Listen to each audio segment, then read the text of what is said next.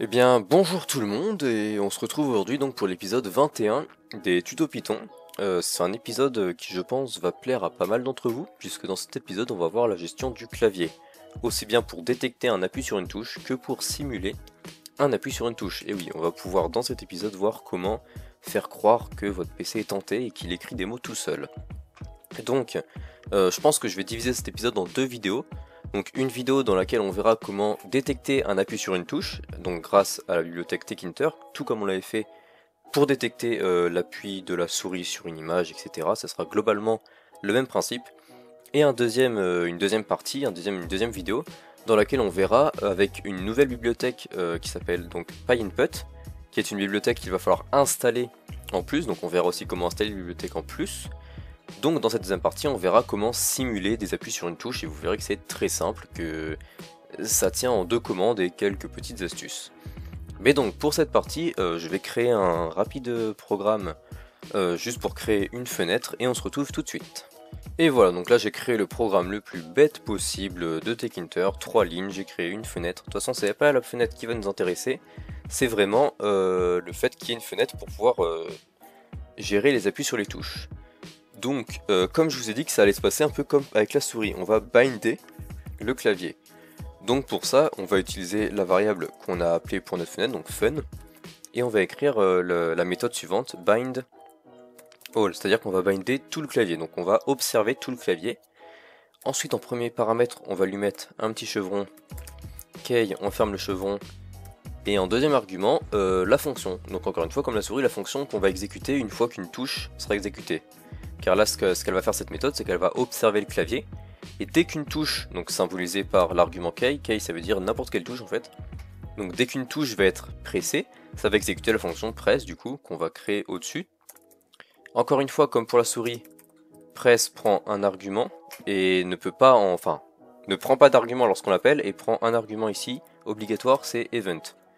Cet argument, vous pouvez l'appeler comme vous voulez, mais sachez juste qu'il faut au moins un argument, donc ça sera le premier. Et on verra après comment utiliser cet argument pour savoir quelle touche a été appuyée, etc. Mais rien que là, on va faire un test, juste on exécute, et quand j'appuie sur une touche, ça m'écrit OK. Donc là, j'appuie sur plein de touches de mon clavier, ça m'écrit OK, OK, OK. Tout va bien, c'est parfait. Ça détecte bien l'appui, dès que je ferme la fenêtre, le programme s'arrête. Tout est bien. Donc maintenant, on va voir les différentes méthodes qui peuvent s'appliquer à Event pour savoir quelle touche a été appuyée, parce que là, on ne sait pas, on voit plein de OK, mais j'appuie sur plein de touches différentes. Donc pour ça, la première méthode qu'on va voir, c'est event.char. Donc vous écrivez print event.char, juste comme ça, sans parenthèse. Et là, ce que ça va vous faire, c'est que ça va renvoyer, ça va gérer tout ce qui est les lettres et les chiffres. C'est-à-dire que si vous appuyez sur une lettre ou sur un chiffre, ça va vous renvoyer la lettre ou le chiffre qui a été pressé. Donc là, on appuie, j'appuie sur N, ça fait un N, A, G, A, J, K, I, L. Et si j'appuie sur un chiffre aussi, 1, 2, 3, 4. Là, j'appuie sur les caractères un peu spéciaux. Ça marche tout. Par contre, ça ne va pas prendre en compte les touches spéciales. Par exemple, là, j'appuie sur la touche CTRL et il a détecté l'appui. Hein. On le voit pas, mais il fait des espaces dans le vide. Parce que si je ferme, vous voyez que voilà, là, vous voyez qu'il y a eu des espaces. C'est-à-dire qu'il a essayé de print des choses, mais la méthode .char ne gère pas les touches spéciales. Donc pour avoir les touches spéciales qui sont gérées, c'est pas .char qu'il faut mettre, c'est .ksim. Ksim, ça va renvoyer en fait le symbole de la touche. Et en fait l'avantage de cette méthode, c'est qu'elle prend non seulement donc, les touches spéciales comme le CTRL, ALT, ALT-GR, la touche Windows, mais en plus elle prend aussi tous les caractères et tous les chiffres. Donc en fait elle est très globale. Là si je rappuie sur des lettres, tout marche bien, et si j'appuie sur CTRL, CTRL L. Alors L, pourquoi L? Parce que c'est left, en fait vous savez qu'il y a deux contrôles, alors pas sur tous les claviers, mais sur un clavier il y a deux contrôles. Et il y a encore donc une troisième méthode à cet event qui est encore plus globale, qui permet de prendre encore plus de choses en compte. C'est donc la méthode, au lieu de ksim, c'est kcode. Et ce que ça va vous renvoyer, c'est que ça va vous renvoyer le code ASCII. Alors ce qu'il faut savoir, c'est que chaque caractère que vous tapez, que ce soit des chiffres, des lettres, des caractères spéciaux, votre ordinateur, lui, il va pas se dire, ah, ok, ça c'est un N. En fait, il va convertir ce N en un code. Et ce code, c'est ce qu'on appelle le code ASCII. Donc chaque caractère a son propre code ASCII. Et c'est comme ça que l'ordinateur va pouvoir gérer les différents caractères. Lui, il sait pas que c'est un N, il sait juste que le N, je crois que c'est 76. Donc si on exécute, N, non, 78. Donc lui voilà, ça nous renvoie le code ASCII de la lettre. Donc là vous pouvez taper tout ce que vous voulez. Et alors ça permet du coup de prendre vraiment tout en compte, mais par contre derrière il faut convertir. Donc il faut convertir, savoir que le 78 c'est un N. Alors après il doit exister des bibliothèques qui convertissent, mais là c'est pas le sujet de la vidéo. Ce qu'on va principalement retenir nous c'est la fonction ksim parce qu'elle prend beaucoup de choses en compte, notamment donc les touches spéciales et les lettres, ce qui est déjà très bien suffisant pour nos usages. On peut aussi, là ce que fait la fonction c'est que à n'importe quelle touche elle exécute la fonction, mais on peut aussi lui demander d'exécuter la fonction que si le N est appuyé. Ainsi si je mets N là, si j'appuie sur les autres touches rien ne se passe, mais si j'appuie sur N, là ça exécute la fonction. Donc voilà, comme ça vous pouvez choisir quelle touche peut générer. Donc c'est si jamais vous voulez que seulement la flèche de droite soit activée, c'est plus simple plutôt que de dire que je prends tout et je dois tester si c'est la flèche de droite. Alors seulement, donc on va repasser avec la méthode générale, seulement on peut observer un petit défaut. C'est-à-dire que là je vais appuyer sur la flèche de droite, et donc vous voyez qu'il les écrit plein de fois, ça c'est parce que le fun.mainLoop boucle plein de fois, donc à chaque fois que la fenêtre se rafraîchit, elle détecte l'appui et elle appuie write, et donc elle affiche du coup write. Là maintenant, tout en restant appuyé sur la flèche de droite, je vais appuyer sur la flèche de gauche, donc là ça passe bien à gauche et ça continue d'accélérer, enfin ça continue d'écrire. Donc là j'ai les deux touches enfoncées. Maintenant si je relâche la flèche de gauche, et bien alors que mon doigt est toujours enfoncé sur la flèche de droite, ça n'affiche pas la flèche de droite, et ça c'est pas dû à Python, c'est dû à Windows. Si vous ouvrez un bloc-notes, que vous rentrez une ligne entière de caractères, et que vous vous déplacez avec la flèche de droite, tout en maintenant appuyé la flèche de gauche, votre curseur va repartir, et si vous lâchez la flèche de gauche, Windows aura oublié en fait que vous avez appuyé sur la flèche de droite, et ça, c'est pas pratique, parce qu'en jeu, nous ce qu'on veut, c'est que le jeu n'oublie pas.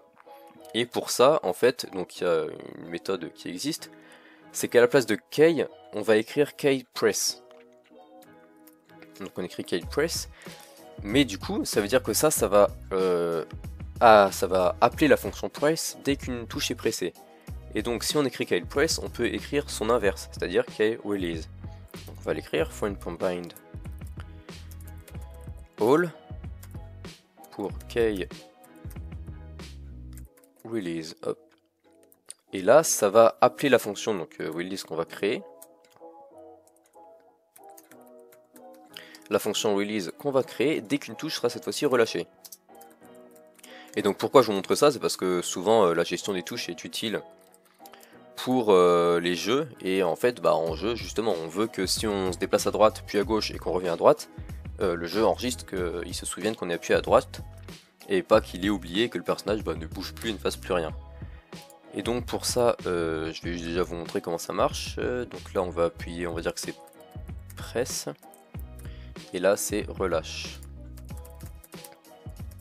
Et lorsqu'on exécute, si j'appuie sur la touche N, vous voyez qu'il m'a affiché deux choses, parce que j'ai appuyé sur la touche N, donc il a détecté l'appui, donc il m'a affiché press N, et dès que j'ai relâché la touche, il a détecté le fait que j'avais relâché, et donc il a écrit relâche N. Et donc en fait ainsi, au lieu de...